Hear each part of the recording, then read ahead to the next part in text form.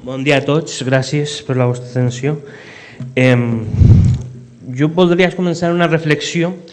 Si vostès coneixen alguna empresa en el món que limite la venda dels seus productes.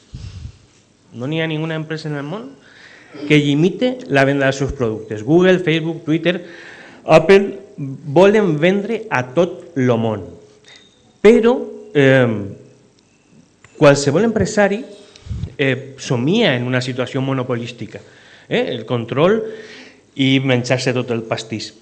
I aquesta reflexió me serveix per a pensar per què, la pregunta és millor, no?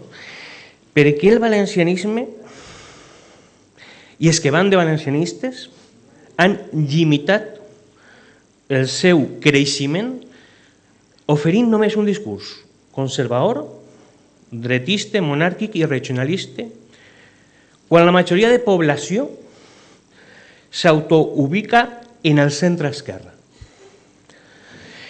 Entenc que és un gravíssim error ideològic i estratègic limitar el mercat potencial perquè en el pecat no es va la penitència. Qui som?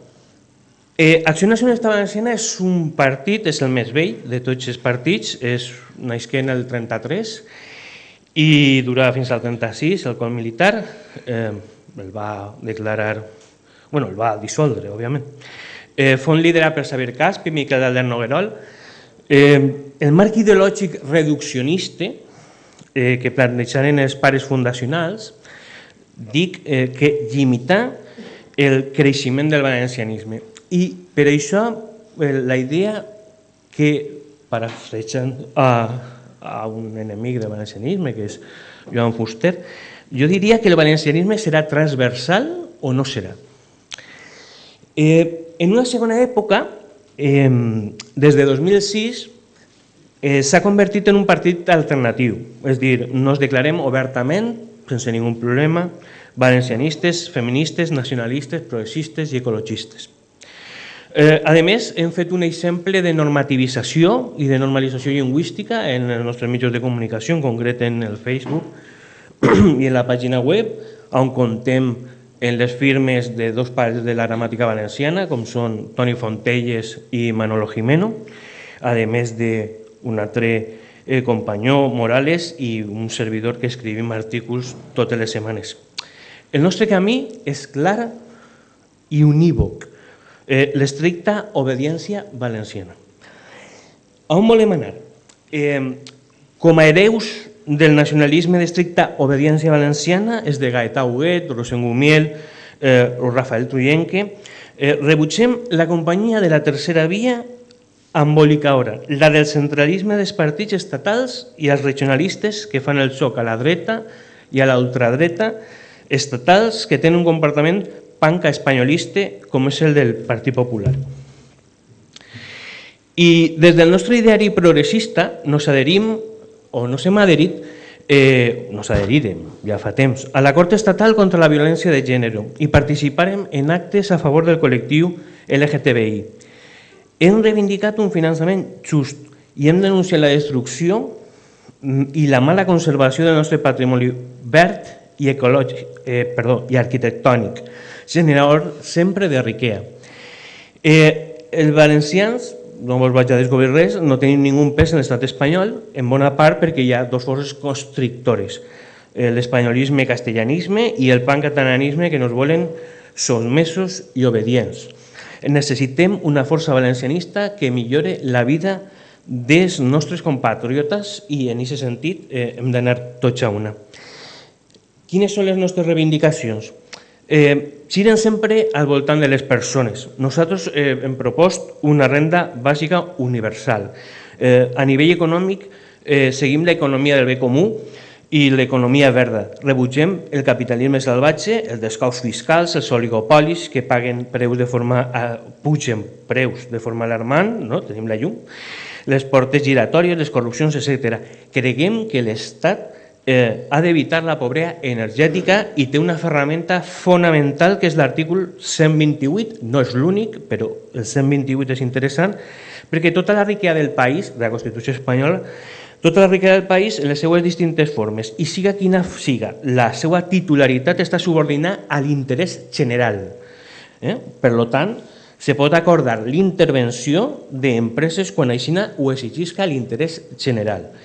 Fomentar la creació de reserves verdes per a millorar la qualitat de l'aire, reduir les emissions de CO2 i mantenir la sostenibilitat. La pandèmia jo crec que ens ha ensenyat una cosa molt important i és que s'ha de produir així. S'ha de produir així per a millorar un concepte fonamental que és l'editat de carbó.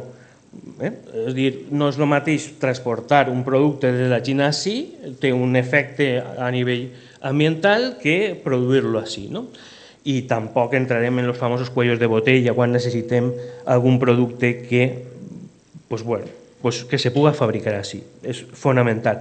I per això hem de fer-nos forts en potenciar la I+D+I i favorir els clústers empresarials per a dotar de volum i múscul competitiu a les nostres empreses, majoritàriament pimes.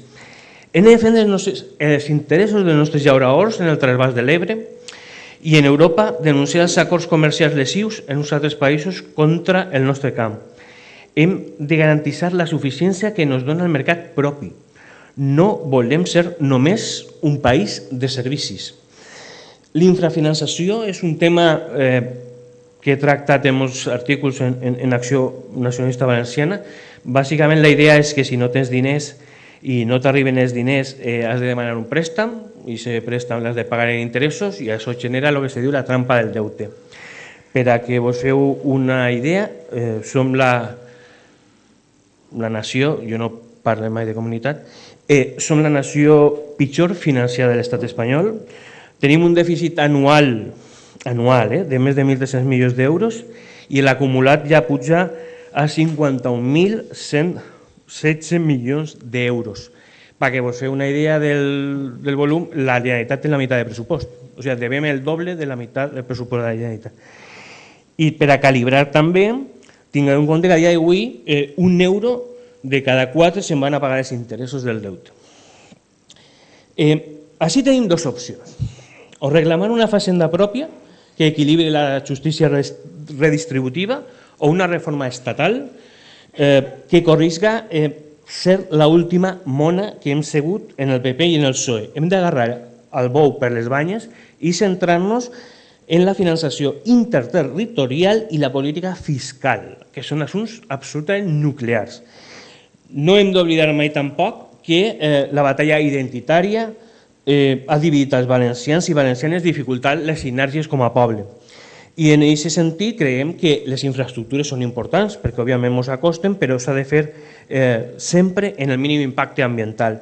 Creiem necessari mitjans de comunicació públics en valencià per a vertebrar tot el territori i reclamem el nostre dret civil com a lloc on els valencians proclamaran la seva idiosincràsia, les seves visions legals y que nos roba por justo derecho de conquista el Borbó Felip V reduint-nos a súbdits de lleis castellanes.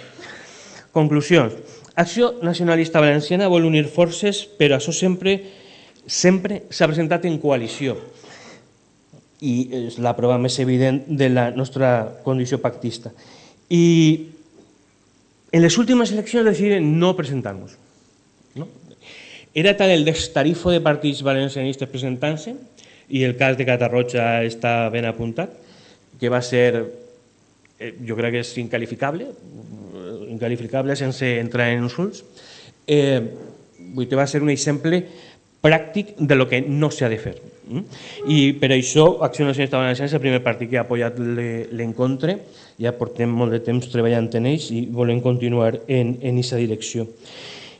Antonio Machado, en Juan de Mairena, nos digué: vosaltres deveu de fer política. Encara que una altra cosa vos diguen els que pretenen fer-la sense vosaltres i, naturalment, contra vosaltres. Només m'atrevisc a aconsellar-vos que la feu a cara descoberta. I així estem, fent política per a la major glòria de la nostra nació. Moltes gràcies per la vostra